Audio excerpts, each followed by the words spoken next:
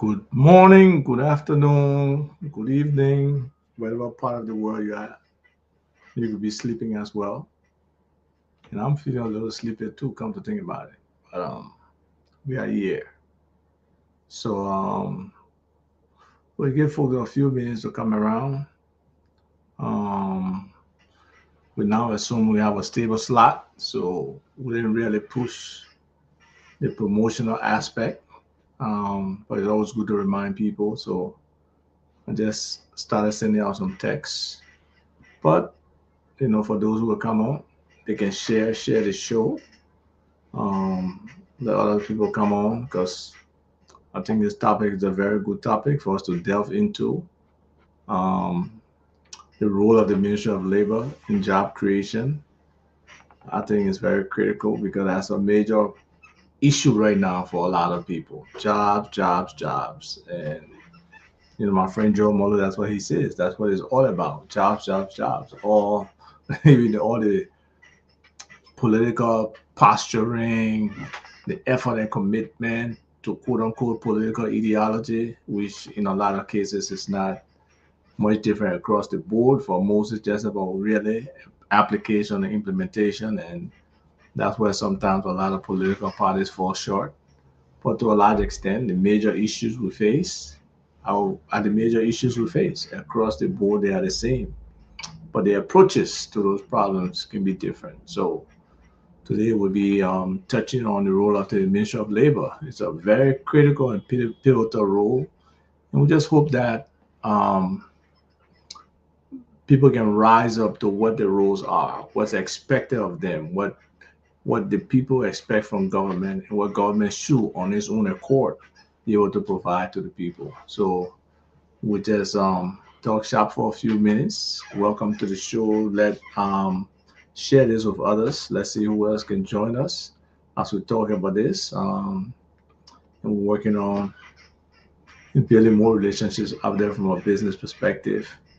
We've been talking to people in the streets, been engaging people, been looking at different opportunities, and there's something to be said for the people hustling out there. I must give a shout out to the young guys on 12th Street who are doing photocopy, printing, flyers and other stuff out there in the street, hustling in the rain sometimes, and when you look at what they make, you wonder how they survive, man. You really wonder how they survive.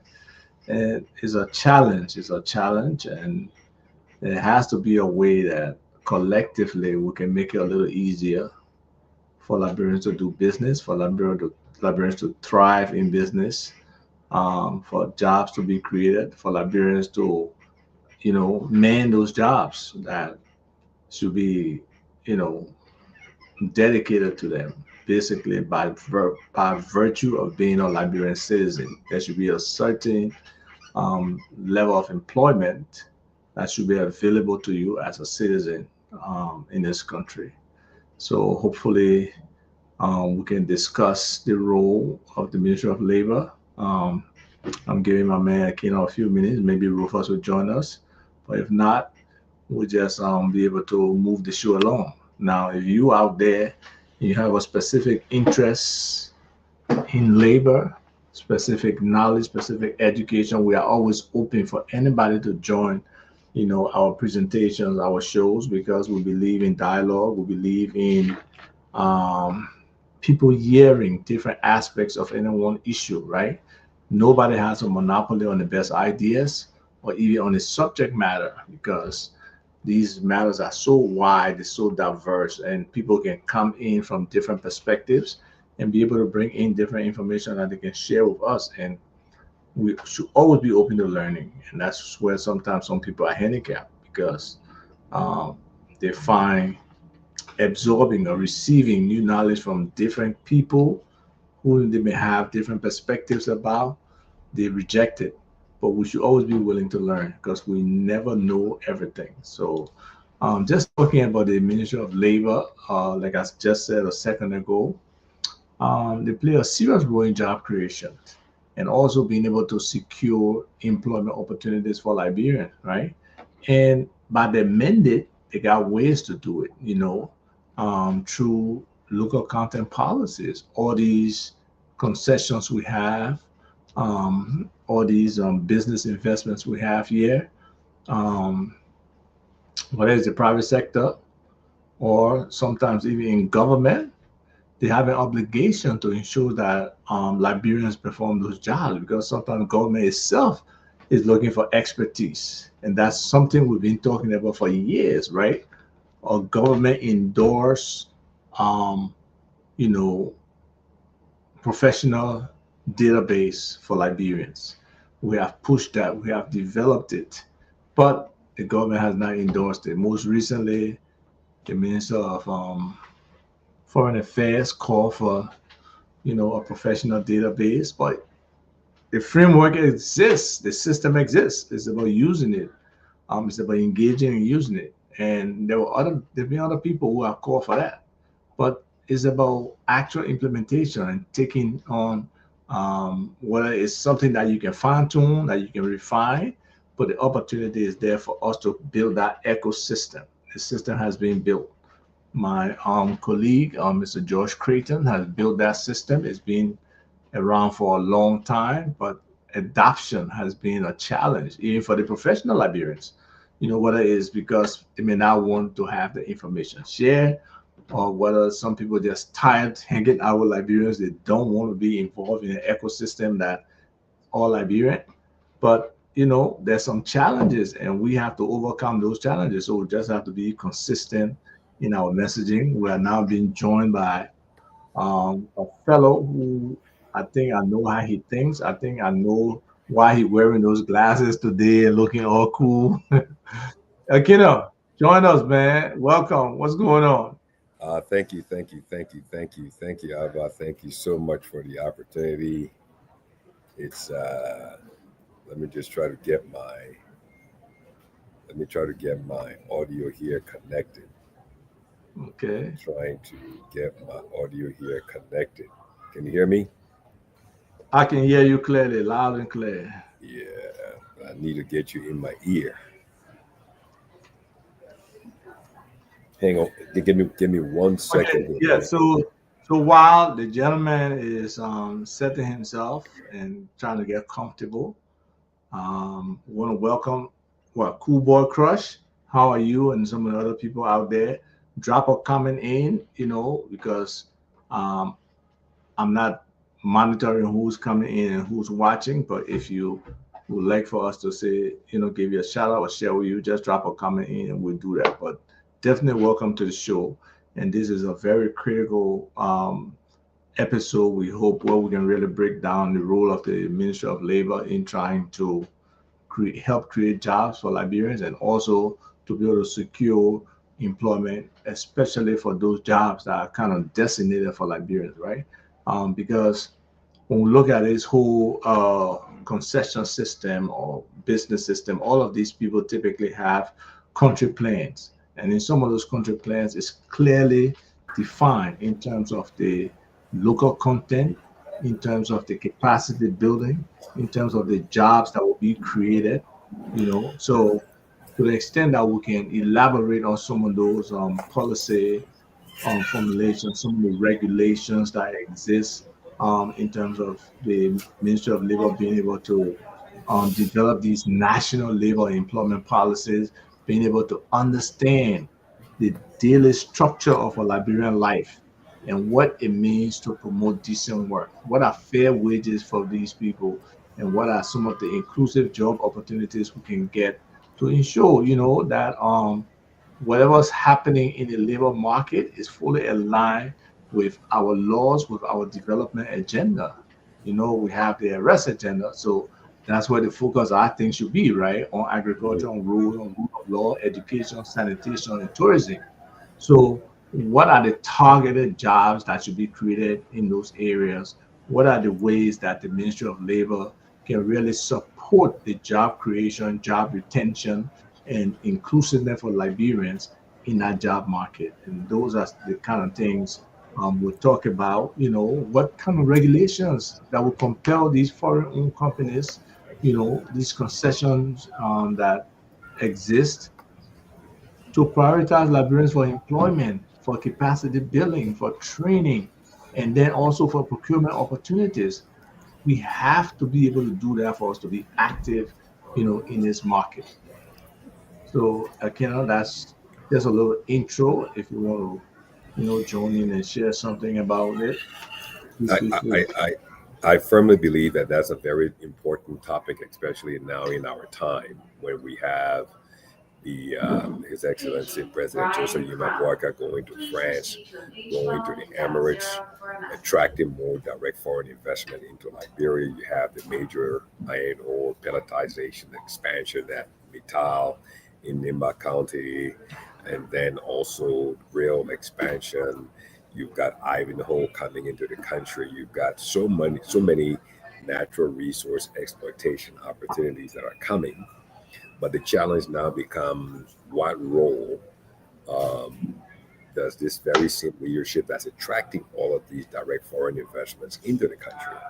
Are they going to play? Are they going to step up that leadership responsibility and obligation to mandate and enforce uh, the country development plan with these corporations that are coming in? That Liberia should be giving first chance, first opportunity, and first choices in these positions, because I mean it's a self-inflicted wound when you have to give a work permit to a person from outside Liberia to come and become a forklift driver.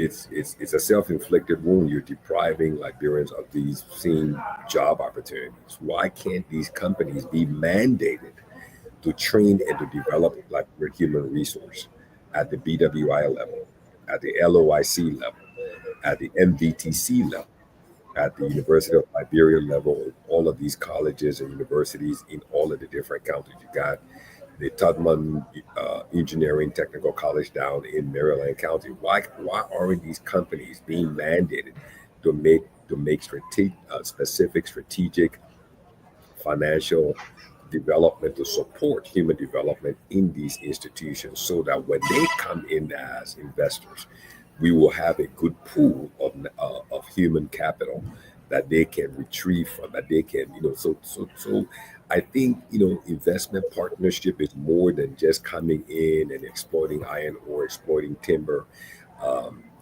agricultural assets, mining natural resources. I think, the partnership has to be holistic in nature. I believe that partnership must have several different levels, and I think capacity building, as you mentioned, has to play a central role. And in order for that capacity building to play a central role, enforcement. We've got to enforce the rules that are on the books. We've got to enforce. We can't just have laws, rules on the books just for them being on the books. No, they've got to be enforced. They've got to be verified. They've got to be checked. And I mean, enforcement has to be the way, because in order for us to stimulate growth in this economy, in order for us to create wealth within this economy, Liberians must have good paying jobs, 5, 6, 8, 12, $100 a month or more. Because if you're willing to pay an expat $1,200 to become a crane operator or machine operator in the mine, that salary is not being spent in Liberia. That money is being exported. That guy's going to send that money outside of the country. So we're Yes, depriving you our. got bills. You got bills on the other side. He's got bills on the other side. So if you were willing to pay an expat that amount of money, why can't you pay a Liberian that amount of money and create even more ripple effect within our own economy? Why should we support another country's economy by bringing their people into our country, exploiting our natural resource, and then when the salary time ends in 30 days, they pack up all their money, walk to the bank, and wire the money out? Why should we perpetuate that? Why should we support that? I think it's a viable thing to be discussed. I think it is something that's really inflicting hardship on our economy, and maybe that's the reason why we can't see the economic growth, no matter how much direct investment comes into the country. It's the expat employment segment that's really pulling from our growth. Over to you. Yeah. So the Ministry of Labor, I mean, you heard what the gentleman said. We got to enforce local content, right? Many of the concessions do have local content provisions, and they also have some workforce requirements, that sometimes they make promises that they will elevate people to management until, except for maybe a few expats, the entire staff of the concession, the company will be Liberian. But the monitoring and enforcement of that kind of compliance with whatever provisions, whatever sector, the mining, the construction, oil and gas, telecommunications, just manufacturing by itself, all of those areas, we need the Ministry of Labor to step up, right? And the need to ensure that Liberians are given priority. We see, like you said, crane operators, but even if you go to a lower level, of clerks in grocery stores and other places, they are cash register people. They are not Liberians, they are foreign. And it just makes no sense for those positions where local skills are available to do that work, that we have some foreign people doing that work. And that's where they come in. There's whatever the name of the department, whether it's standards or whether it's inspection or whether it's monitoring, they have to do the work. Otherwise, Liberians will be left in space. And then, in addition to that, yeah, go ahead. No, I'm just saying. I mean, why should I go to, exclusive supermarket and see only Liberian stocking shelves, only see Liberians on the cashiers, but the guy who's moving the money from the cashier to the guy sitting up on the booth there, changing the money, is a guy.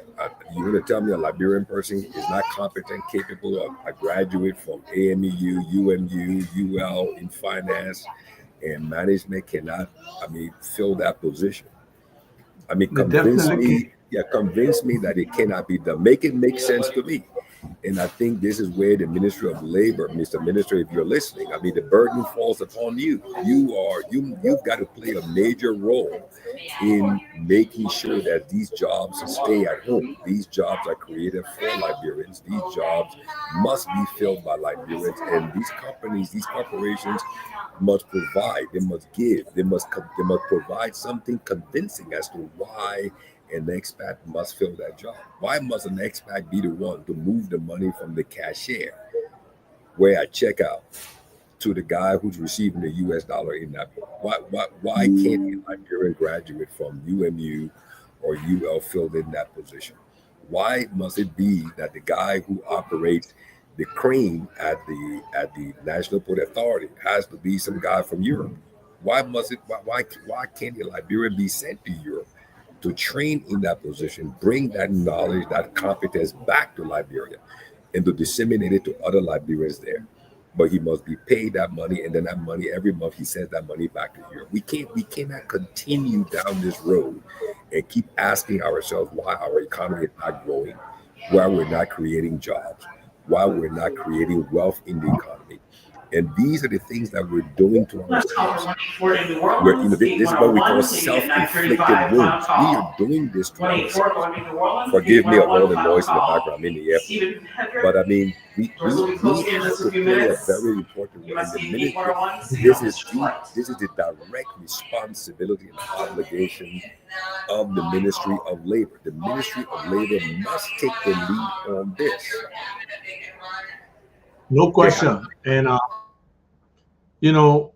they got to, because in a lot of these concessions or these investment contracts, they do have clauses there, right? That says we hire X amount of people to start off, we progressively elevate them.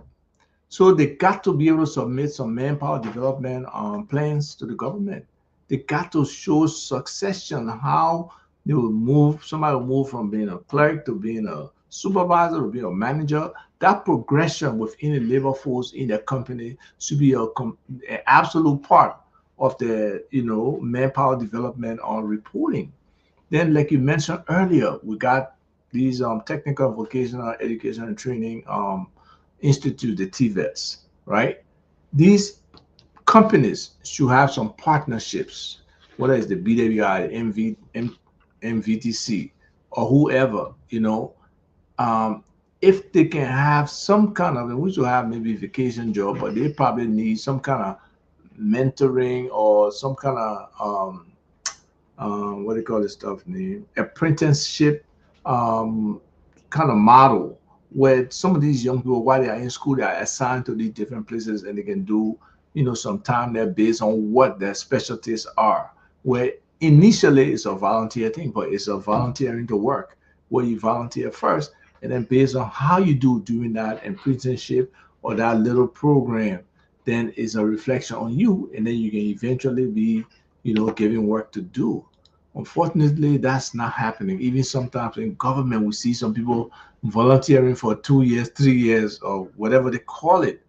I mean, people have to survive. How you expect those people who are giving their time, giving their effort, coming in every day to just be on gratis or to be on minimal, not even survivable, but minimal, compensation? It will not work. So, our Ministry of Labor really need to collaborate with, whether it's the what do you call them, the NIC, the National Investment Commission, the Ministry of Commerce, or any other ministry out there that's involved in this whole concession, Ministry of Lands and Mines, Ministry of Finance, on these opportunities that we have to carve out in our economy. We have to find them. We have to be able to elevate our people. Let us be the doers in our country. Okay? Always sit there and let other people, become the doers. They come and do things and they leave. And that whole training piece, a lot of times is missing. People are not adequately trained to be able to, succeed those who are before them or those working for these companies. So they keep looking on the outside. And we have to be able to identify those professionals. That's why a database is so critical, to know who has those talent, who has those capabilities, and who can do the work for the people. Yeah, I see you there trying to position yourself properly. I think you stay on mute. No, you bring up a very you bring up a very important point. If the Minister of Labor is listening, this is, just how when the energy crisis was going on, right? When the energy crisis in Liberia was going on, everybody focused on the LEC leadership. Like the leadership lacked the vision, lacked understanding, and lacked the competence and the knowledge as to how important, how vital energy was to the fundamental, economic growth, expansion, industrialization of the country. This is the same situation here. The Ministry of Labor in the Republic of Liberia plays a very, very critical, vital, important role in job creation inside of this country. Every company that comes in to exploit our natural resources, as you mentioned, that country project, country program, country development plan, whatever it is, these companies must be mandated to make significant investment into, you can call it an educational fund, whatever you want to call it. But this fund must be funded by these companies. Why? Because this fund can go into investing in, in the U.S. we have the name, right? It's called what, the blue collar workers, right? The blue collar workers. These are the people who are the machinists, the machine operators, electricians, electronic technicians, IT professionals. They all make up that labor force, and that labor force is very central, very important to companies like city builders, small IT firms, different minister position, private corporations. The electricians are very important to every aspect, from a hotel to a motel, guest house. The electrician plays a very important role. The plumber plays a very important role. The machinist, the mason, the carpenter. You can't run a hotel without having a contract guy for a carpenter, electrician, a mason, okay?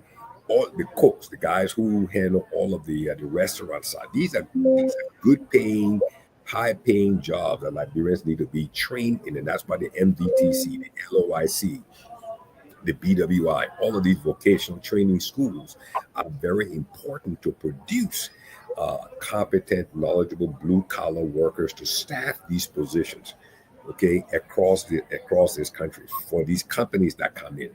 So if the leadership, if the Ministry of Labor does not understand the role that these vocational training institutions play, then we're depriving ourselves of a massive amount of money in the private sector of our economy. These are private sector jobs. These are not even government jobs we're talking about. We're talking about private sector jobs. Correct me if I'm wrong. These are private sector jobs. I mean, why should a guy go and bring an IT, a guy to be the head of IT, bring him from outside, whereby you have IT institutions like STARS, graduating people every year. Latim Datong does an outstanding job at STARS University there, training, teaching, bringing knowledge, insight, enlightenment to young Liberians. These are competent people. Why should we be bringing in people to work for MTN and Oran from outside when these universities have competent people and you're paying them higher and these guys are hauling the money out? I think it's so important that the Ministry of Labor plays they need to step up their game. They really need to step up their game and move from just having laws on the books to actual enforcement of the laws. They got to move to enforcement. Go company by company down the list. Companies should not be sending you a list of 205 guys we want to bring into the country to give them work permit so they can come and operate forklifts and things like that. No, it should not be happening. It should not be happening. Enforcement has to be the key. Has to be the key. Has to be the key and must be the key. Go ahead, Alba. Over to you. What's interesting, just now, I just saw in a chat room, an article from this guy, and it got some very good quotes plus the topic. So let me just share that, because sometimes it's good to hear the word from other people. We are here all the time, and maybe sometimes people get tired hearing us talk. But I think this should be a good different kind of thought. It's not that far from where we are, but it shows that other people are thinking, and it will be important for us to share that information. So I simply copied from the WhatsApp, and put it here, right? So his topic is the necessity of upholding Liberia's labor laws or call for action against non-essential foreign workers, right? And that's a solid point. If you look at some of the quotes, he got 4 quotes here. The first, and let me just explain these characters. So just increase the size. Right? The first one says empowering communities through education and economic opportunity is the foundation of sustainable development. That's true. If we cannot educate our fundamental. Huh? I say it's fundamental. It's fundamental. Very, very. If we cannot educate our people, and education means everybody got to go to college. We got different kind of opportunities. Look, for example, if we know for sure some kind of job is coming, because ahead of time, people in government know what's coming, whether it's a ArcelorMittal opening, an iron processing plant, or Firestone doing something different, or there's some kind of agricultural manufacturing coming. How do we prepare our people for those things? That's the second one. A strong economy begins with a strong, well-educated workforce. Again, we see it. Education. Development is not just about economic growth. It's about building a society where every individual has a chance to thrive. And that's a fact. Are we creating jobs or creating opportunities that every individual who wants to improve their life, who wants to work, has that opportunity?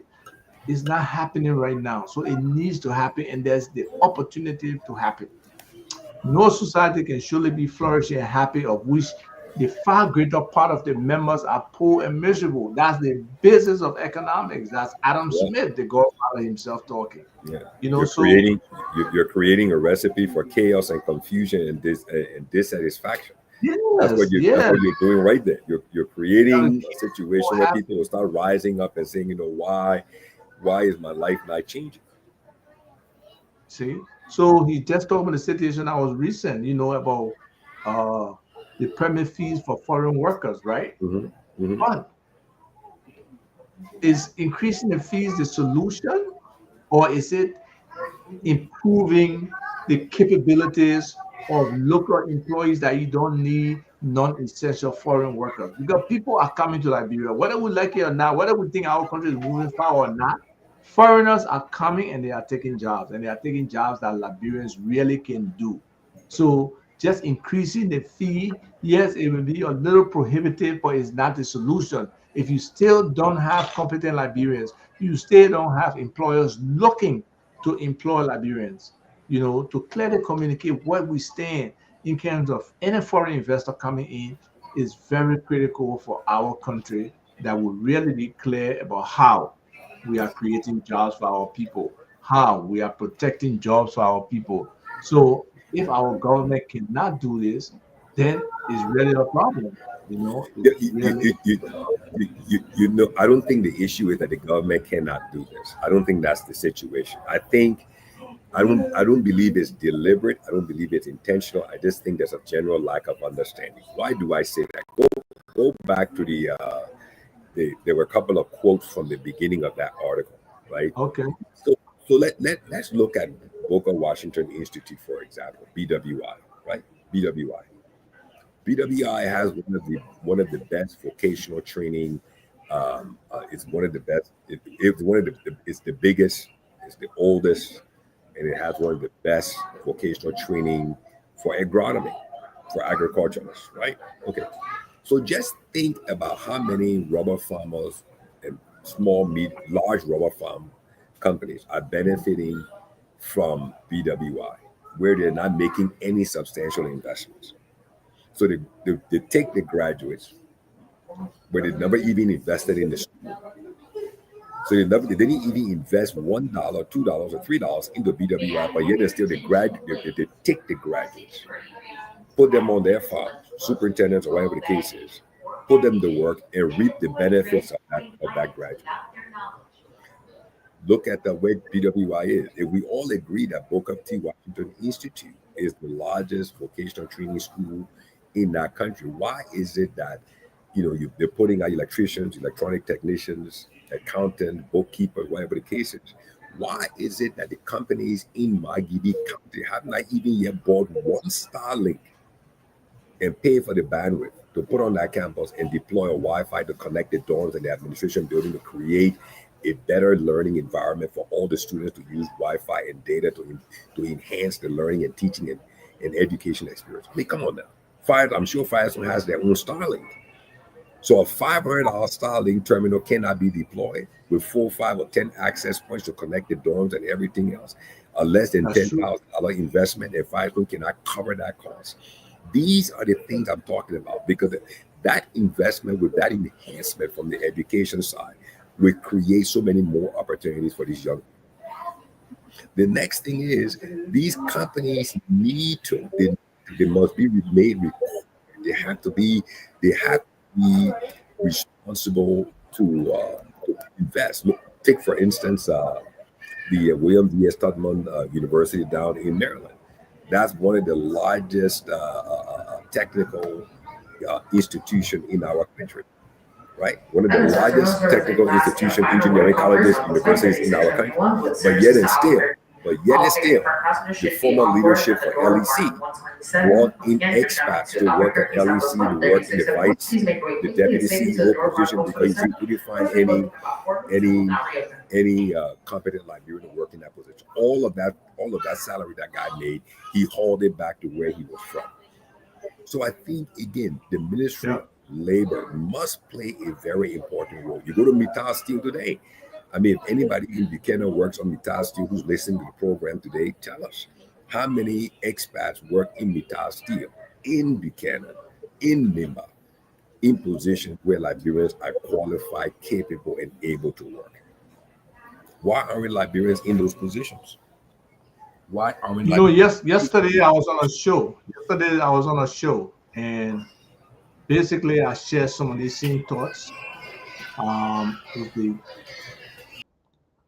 I share some of the same thoughts with the United Methodist Radio and its audience, and people were there. Some people were listening from Grand Basel and other places, and they were very, very um, in agreement that these jobs that Liberians can do are being occupied by foreigners. So um, it's really, really about time that the Ministry of Labor pays a high level of focus to these things. They got to do the work. They got to build a system of monitoring. Do they have a dashboard when the minister gets up in the morning? Does he have a dashboard that show how many foreign workers are in this country, where they are, and what kind of work they're doing? That can be created for him. That's a that's a manager's or leader's decision making tool that should be available to nearly all our people in All these our people. positions. The Yeah. critical aspect of the job is you have a dashboard every morning that when they come to work, oh, what? You won't tell me Amita 35% of the staff there are foreigners? They're You won't foreigners. tell me these jobs at this low level This is a date change that reminder foreigners coming announcement set into up like 410. no, we have to change this.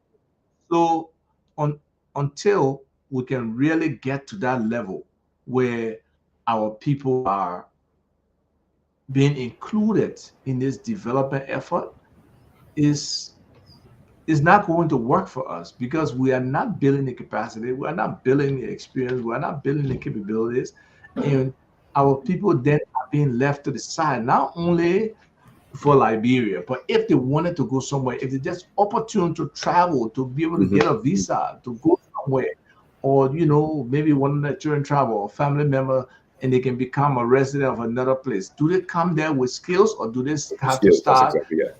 From zero. and doing something? So You know, that preparation for your people in general, build that capacity that wherever they go, they can be competent and be able to do what they need to do to survive, or at least to have to live an affordable life. something just dawned on me. Something just dawned on me. It's so interesting that as the president travels, right? His Excellency Joseph Yuma Baraka, he was just in France, traveled over to United Arab Emirates, connected with so many foreign investors. They're all attracted to Liberia. He's making the business case, invest in Liberia. I don't understand whether Liberians as a whole, including the Ministry of Labor and the National Investment Commission, I don't know where they truly understand that it is not only Liberians who are watching the progressive increase of traveling, advertising, presenting, and making the business case to invest in Liberia. Whether it's, I don't think they understand that it's not only Liberians who are very, very cognizant or aware of what's happening. They need to understand that as these things are progressing, other people, other nationals in other countries are being drawn to Liberia to see what their job opportunities there. You get my point, okay? So when the president goes to France and he makes the business case for investing in Liberia, there are Europeans who are saying, "Hey, you know what? I think I need to start preparing myself to get to Liberia because when these companies get there, there will be a lack of skills, a lack of know-how, lack of understanding. So I can fill these gaps and maybe let me start applying for my job here in France, so that when this company gets to Liberia, I can be pulled in as an expat." You see, so you got And that's people. all. Yeah, my point is that you've got so much turmoil in the Middle East, and these We guys are are now coming. on You got final turmoil boarding in for Europe. flight These guys are 2381 coming. with services So to we TCA. If you are Liberians, confirming seat passenger for this flight, the please make folks your that way to make gate up all of 103 these for concession on-time agreement departure. signing from the Ministry of Finance, the Ministry of Justice, the National Investment Commission, and the Executive Mansion, the Ministry of Labor. The question now is, what are you putting forth? Are you driving? Are you pushing these people to focus on Liberian competence? Forget about the Liberians in the diaspora, but Liberians on the ground. We need to develop and build a middle class of workers, employees, technically competent people, graduates from MVTC, graduates from all the vocational training institutions in the country. I mean, graduates from, you know, why should a guy go and hire some guy from another country to come and run a hotel? I mean, why are you hiring Seriously. somebody else to come and run up to manage a hotel? You want to I tell really me? do a job. I mean, a graduate from UMU, a graduate from UMU, AMEU, or Cottonton, or LU in management and finance cannot take that position and operate and run that business whereby they did marketing courses and everything else.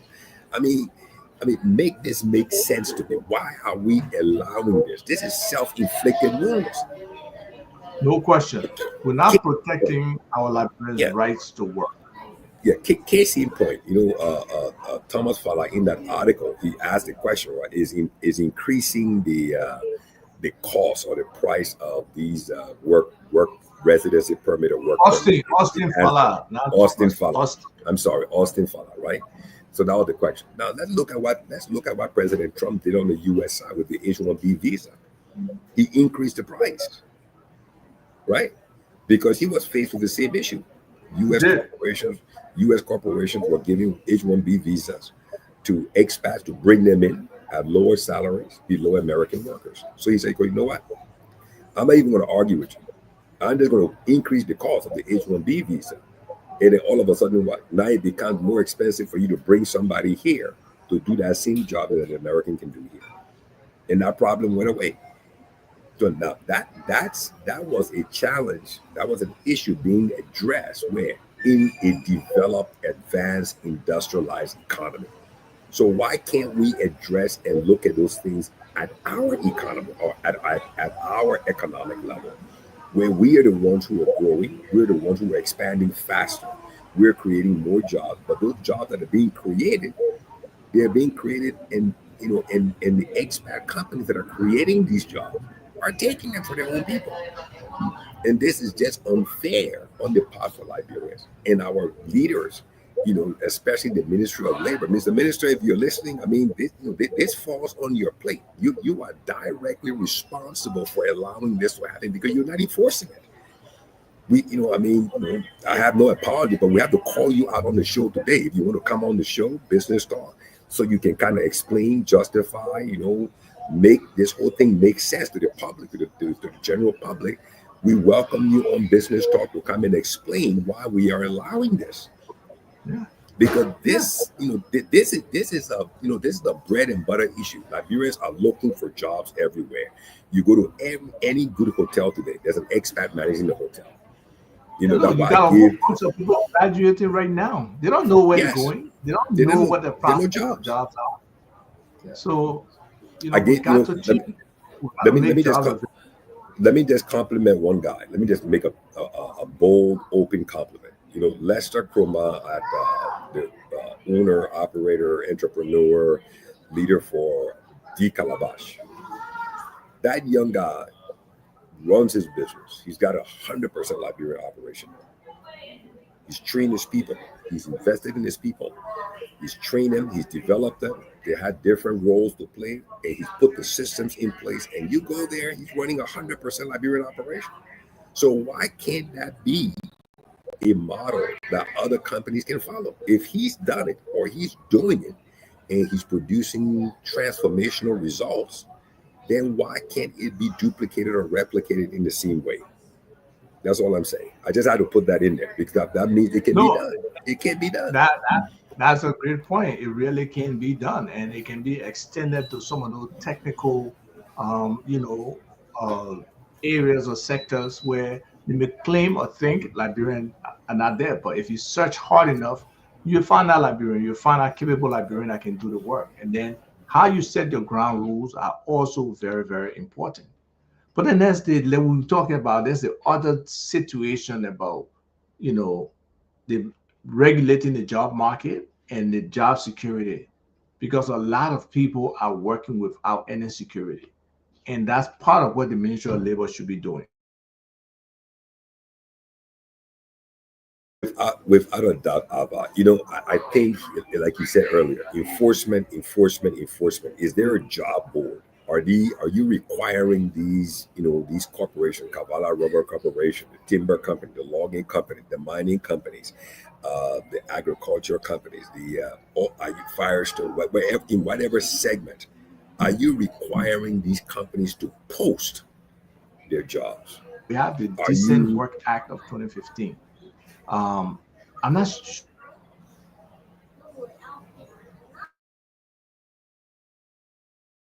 I think Ava froze here for everyone. I think it's something wrong with his internet. But I mean, I will go on and talk about this. I mean, is the ministry actually monitoring job creation by these corporations, be it the mining companies, the Bay Mountain, and the LECs? Like, are they posting their jobs?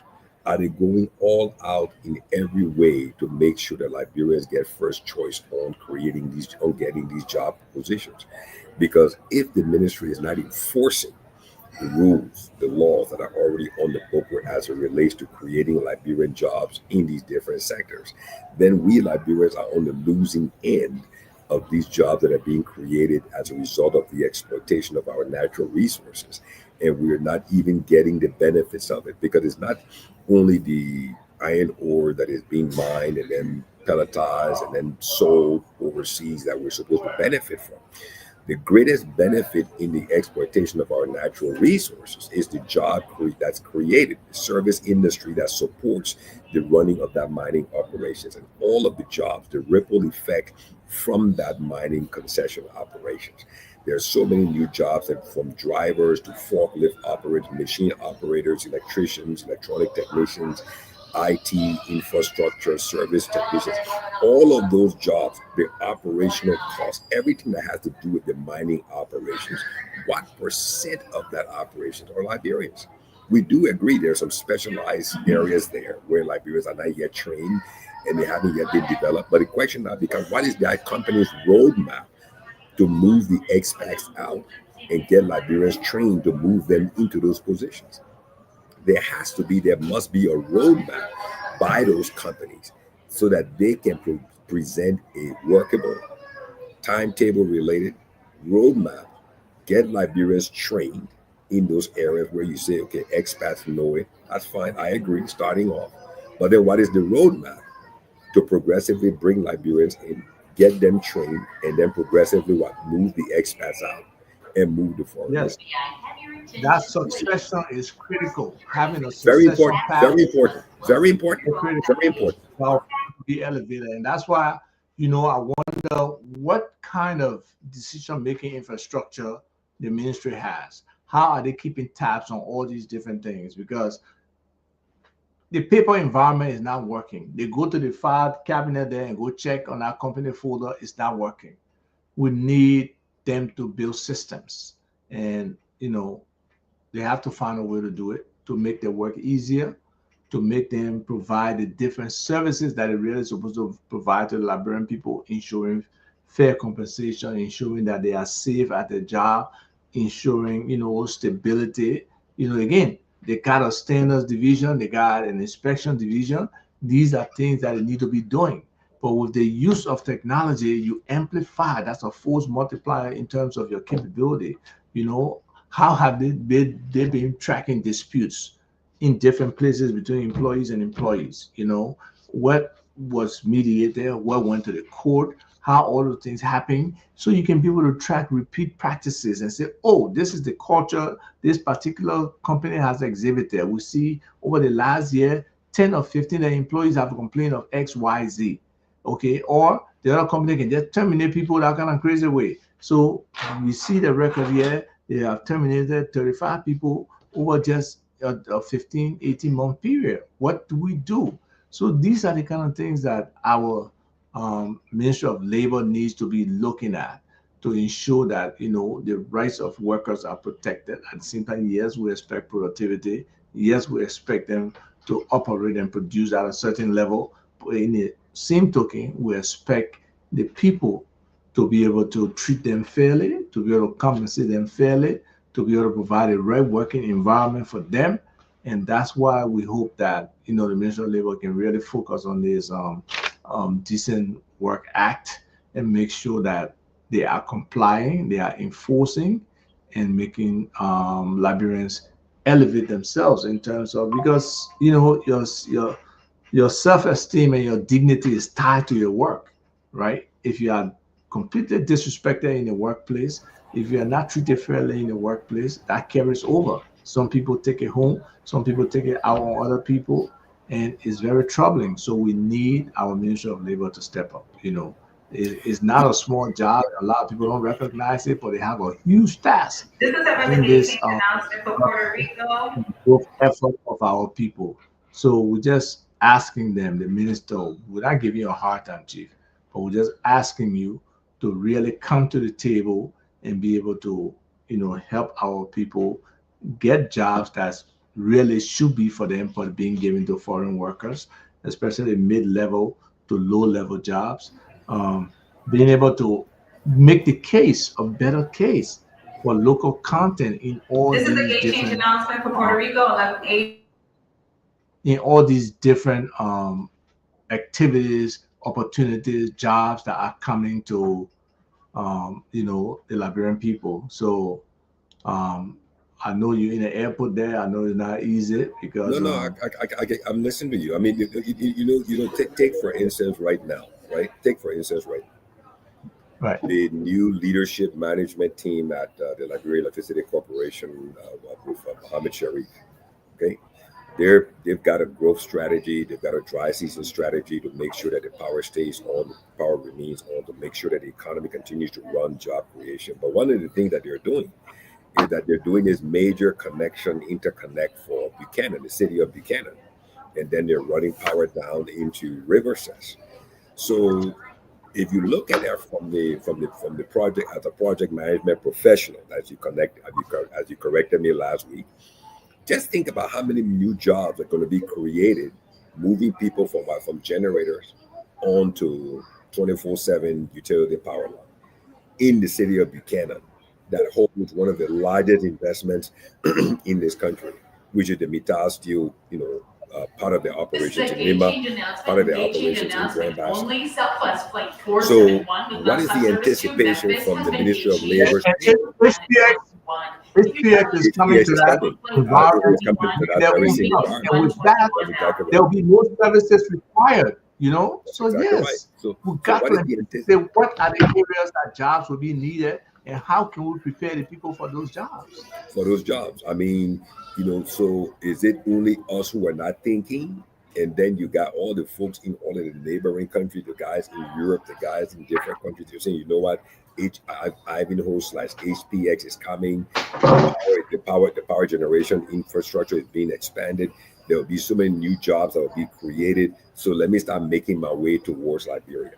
So the question is, what are we Liberians? What is this administration? Because this administration has probably 4.5, almost 5 more years in office.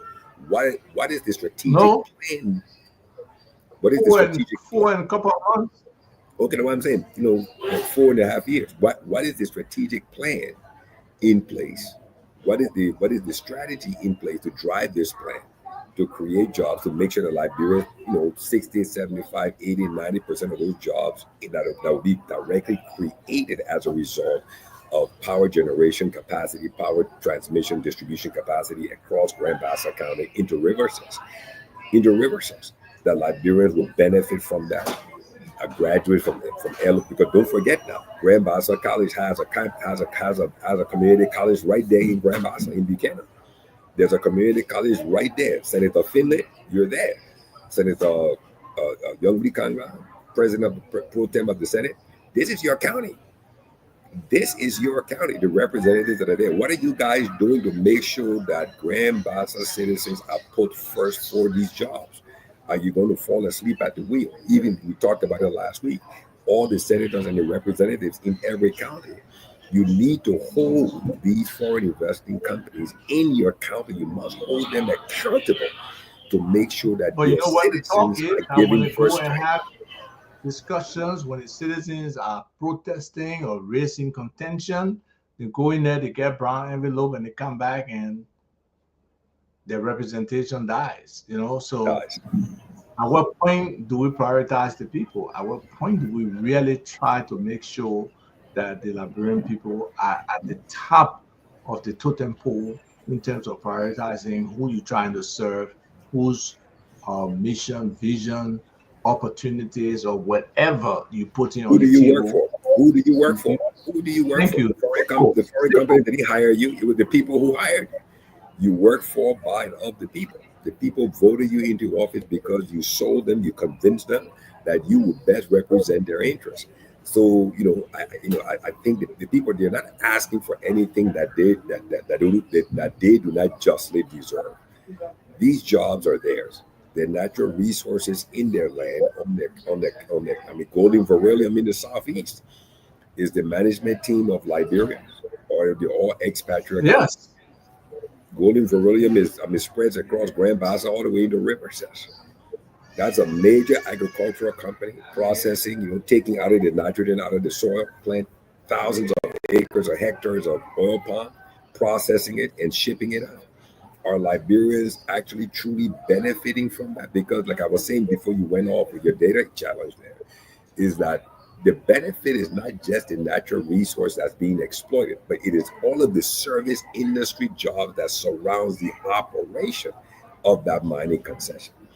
The service industry, everybody that has to work, do something to make that iron ore get to the port to be exported. All of those jobs, that's the true ripple effect of that direct foreign investment in Liberia. And the jobs that are surrounding that, that's why the Ministry of Labor needs to sit down, understand the process, so that every stage of the process, how many jobs are created in this phase? How many jobs are created in this phase? How many jobs are created in this phase? Okay, why the specialization of the jobs that needed required for this phase? How many Liberians can fit these jobs? You see, if you're going to be getting somebody from Europe, then why don't you broadcast that's that the job point. to? They have that responsibility to They have that responsibility. because of the employers. They With have the it, employers, Mhm. If you're going to take somebody from Europe, then why can't you canvass and find out whether there's a Liberian database that has somebody of competent? No. You shouldn't be a Liberian database. It should be the Ministry of Labor's database of all Liberian professionals. Liberians, right? okay. Come and tell you, I don't have an electrical engineer, so I'm bringing somebody for India.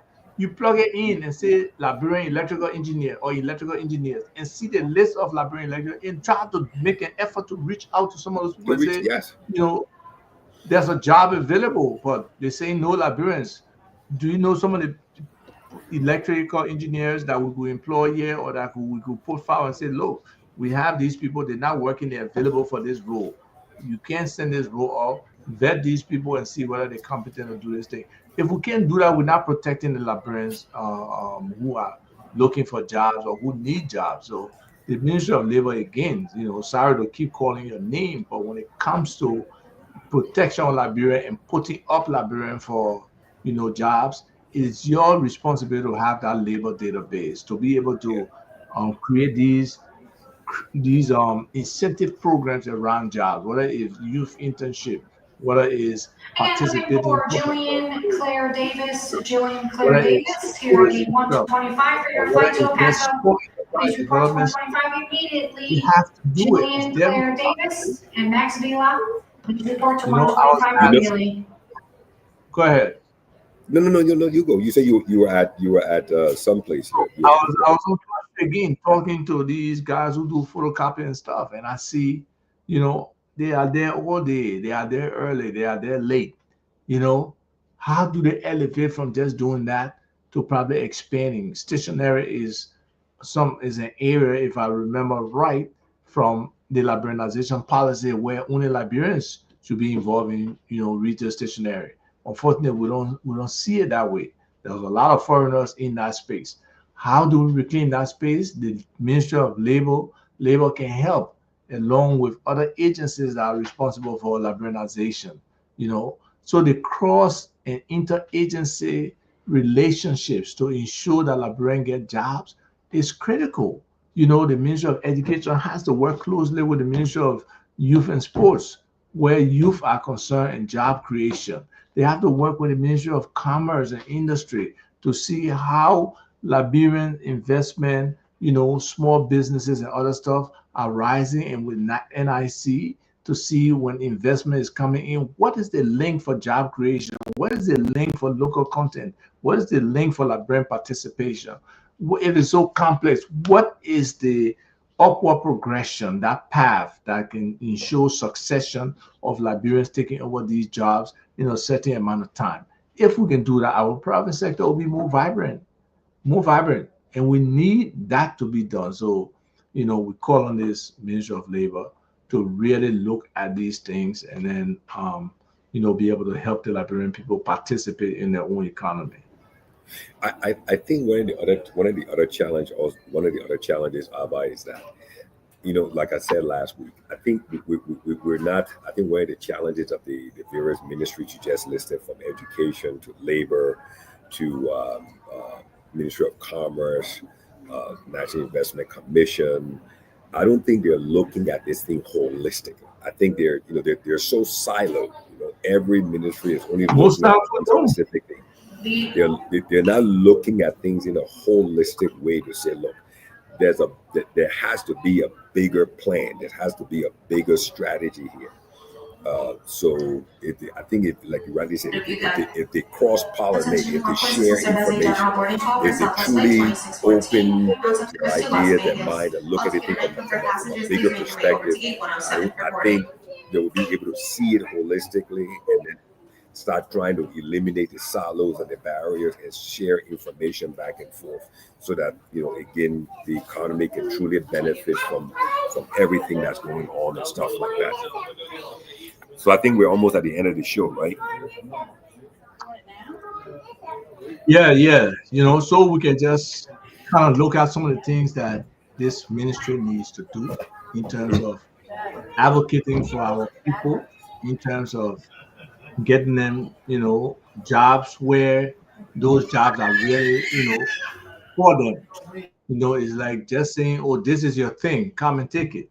So finding those opportunities, really understanding each of these different concessions, what are in the country plans, what are in the succession plans, their manpower development plans, so that they can be able to let our people understand, communicate better, not only after something happens, something negative. They have to be proactive, whether it's in the safety at work, whether it's in the health of the people, whether it's the working conditions that the people are in, whether it's how the people are being treated at work, the kind of language people are using towards them.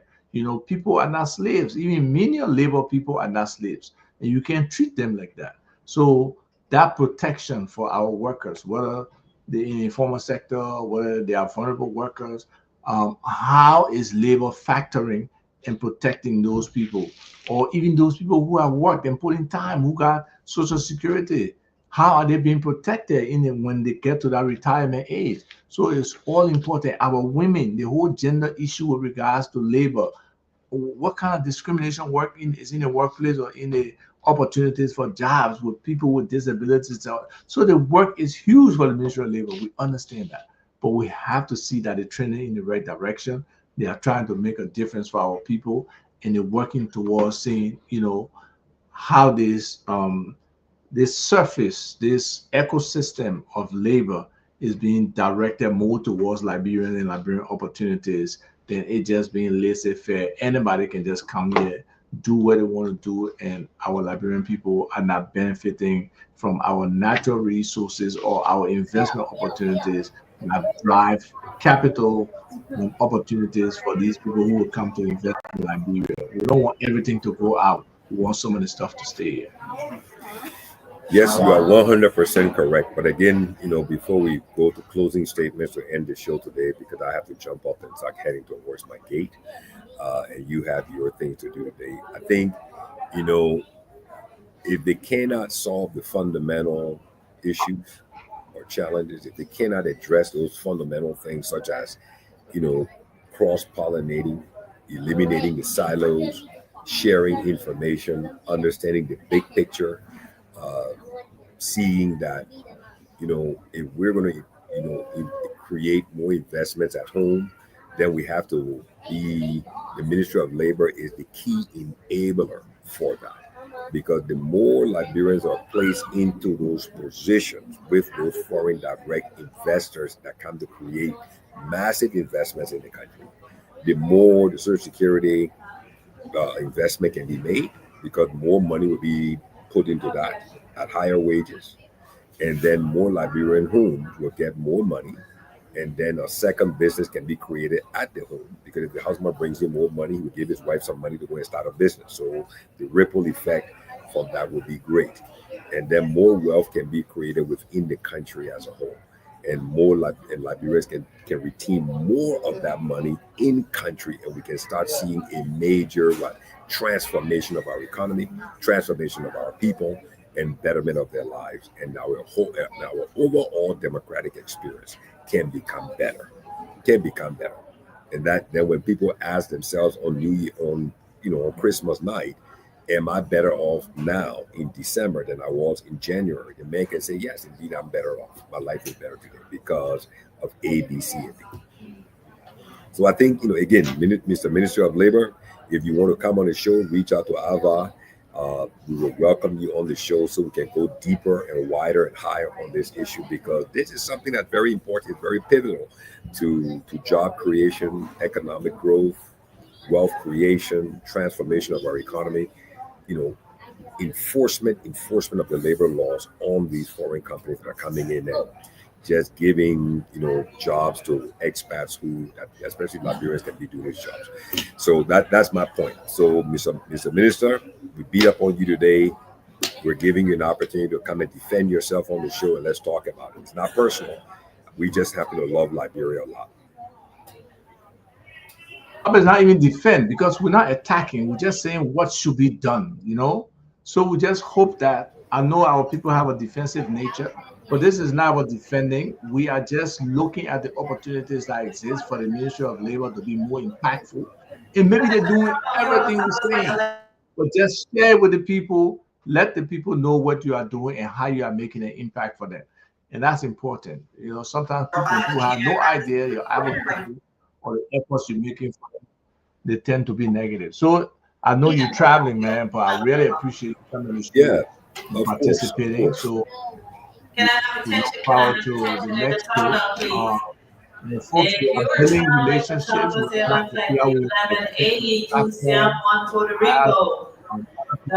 be able to transmit the show. So we'll keep working. We'll keep trying our best to get the word out there. You share the word too. This is not the typical rah-rah or political, fighting kind of show. No, we're trying to really frame what we put out here. We're trying to be substantive, and we're trying to make sure that people can learn and get involved. So to the extent that you feel you want to participate on the show, call us anytime. You can be a part of the show. We are very open. We believe in diversity of opinions and thoughts and perspectives coming together for people to have options as they look at these different things. So we want to say thank you for watching. We look forward to engaging you again next week, Saturday. Take care. And hopefully I won't be traveling. No, be cool.